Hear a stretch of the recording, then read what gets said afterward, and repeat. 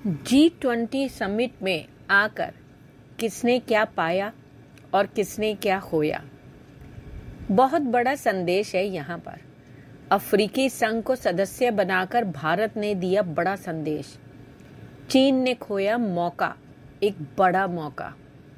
अफ्रीकी यूनियन को सदस्यता से साउथ ग्लोबल का लीडर बनकर उभरेगा भारत। ये भारत के लिए बहुत बड़ी उपलब्धि है। चीन और भारत के बीच एक नई होड़ की कहानी है ये। भारत या चीन, ग्लोबल साउथ का नेता कौन? अफ्रीका में भी तो मची है भारत और चीन की होड़। जी हाँ, G20 सम्मेलन में 55 देशों के संग अफ्रीकन यूनियन को इस संगठन की सदस्यता मिल गई है। इसे ग्लोबल साउथ का नेतृत्व करने की भारत की महत्वाकांक्षा को कई तरह से नई ताकत माना जा रहा है। भारत इस बात का श्रेय ले सकता है कि उसकी मेजबानी में हुए जी सम्मेलन में अफ्रीकन यूनियन को G20 की सदस्यता दी गई। अब 55 देशों के अफ्रीकी संगठन को सदस्यता दिलाने की कोशिश को भारत और चीन के बीच ग्लोबल साउथ का नेता बनने की होड़ के तौर पर भी देखा जा रहा है। यही वजह है कि चीन ये दावा कर रहा है कि सबसे पहले उसने अफ्रीकन यूनियन को G20 में शामिल करने की मांग उठाई थी।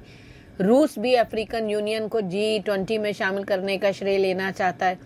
रूसी मीडिया में रूस के G20 शेरपा के हवाले से कहा गया है कि उनका देश इस मांग को उठाने वाला शुरुआती देशों में शामिल रहा है।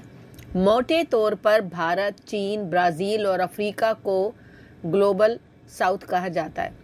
ये कोई भौगोलिक विभाजन नहीं है, क्योंकि ऑस्ट्रेलिया और न्यूजीलैंड भी दक्षिण गोलार्ध में है, लेकिन ये देश ग्लोबल साउथ का हिस्सा नहीं है।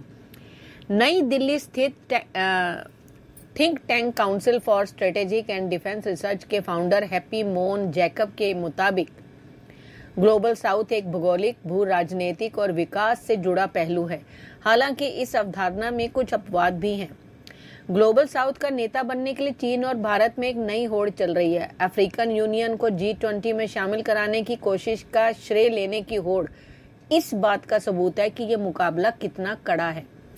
दरअसल भारत को आजादी लगभग उसी समय मिली जब नए चीन का उदय हो रहा था, लेकिन भारत और चीन की विदेश नीति में अंतर आ रहा है।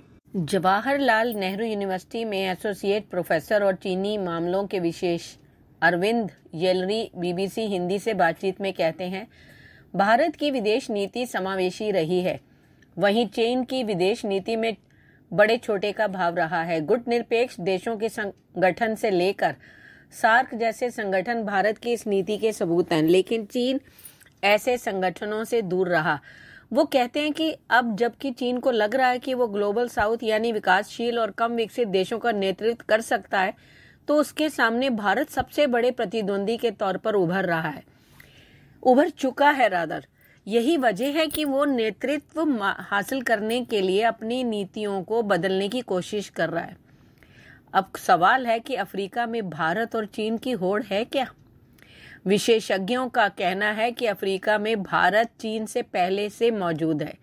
भारत की मौजूदगी वहां सिर्फ निवेश करने या वहां के संसाधनों के दोहन के लिए नहीं है, जबकि चीनी वहां अपने कारोबारी लक्ष्यों के लिए है।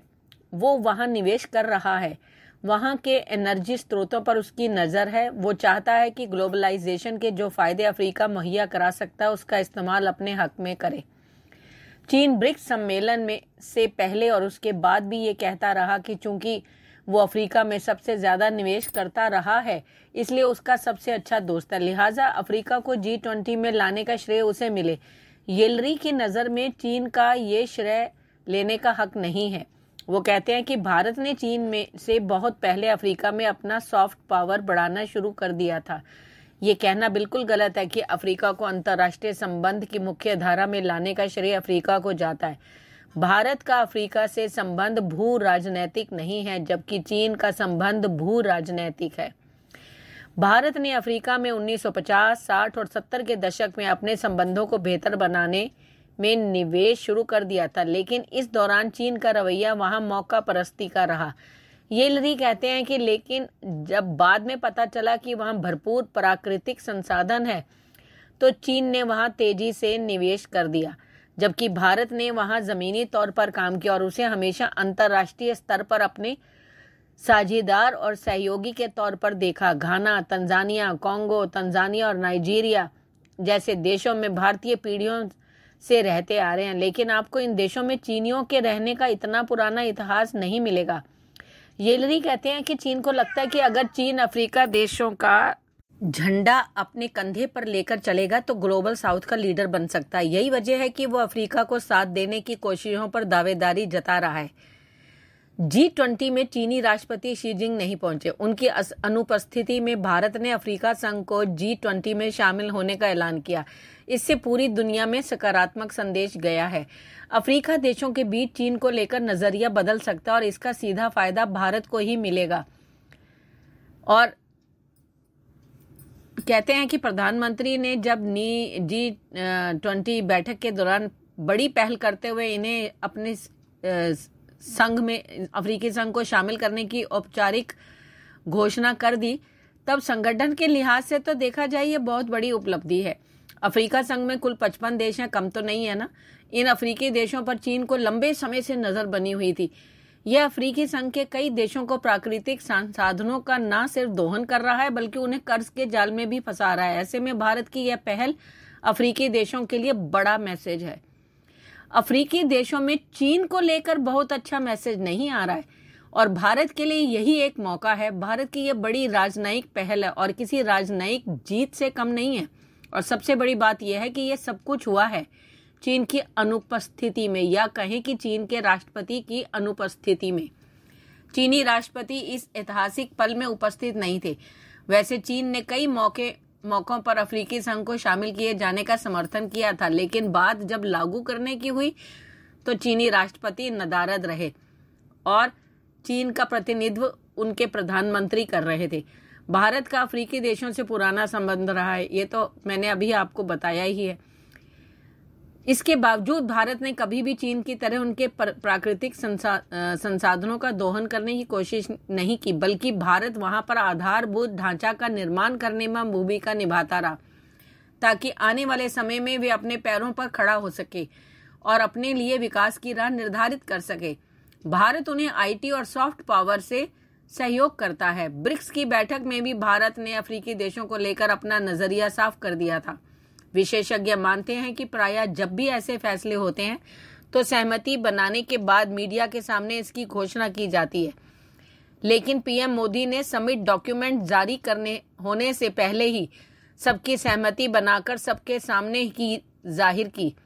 जाहिर है इसके पीछे विदेश मंत्री और हमारे राजनयिकों की अथक कोशिश छिपी है। अब ऐसी चर्चा चल पड़ी है कि अफ्रीकी देशों के बीच भारत को चीन से अधिक वरीयता मिल सकती है। भारत कभी न कभी किसी देश को कर्ज के जाल में नहीं फंसाता है। भारत व्यापार करता है, चीन दोहन करता है। भारत उसके यहाँ ढांचा का विकास करता है तो चीन उसके खाने पर नजर गड़ाए रहता है। क्यों महत्वपूर्ण है? अफ्रीकी देशों के पास रिन्यूएबल एनर्जी का 60% स्रोत है। कोंगो जैसे देश के पास पूरी दुनिया का 50% कोबाल्ट है। इसका प्रयोग लिथियम बैटरी बनाने में होता है। अफ्रीकी देश चाहते हैं कि उनके यहाँ भी उद्योग धंधे लगें और उनके संसाधनों का फायदा उनके नागरिकों को मिले। भारत इस सोच का समर्थक है, ना कि चीन। कोविड के समय में भी भारत ने ही अफ्रीकी देशों की मदद की थी, ना कि उन देशों की तरह ब्लैकमेल किया जो वैक्सीन की कीमतों से फायदा उठाना चाहते थे।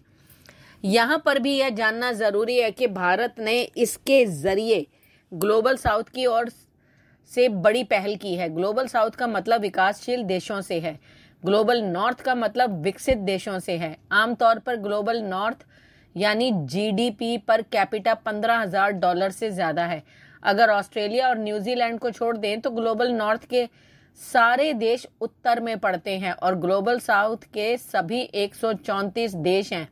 अफ्रीकी देश ग्लोबल साउथ में ही आते हैं। आपको क्या लगता है? प्लीज कमेंट करें। धन्यवाद।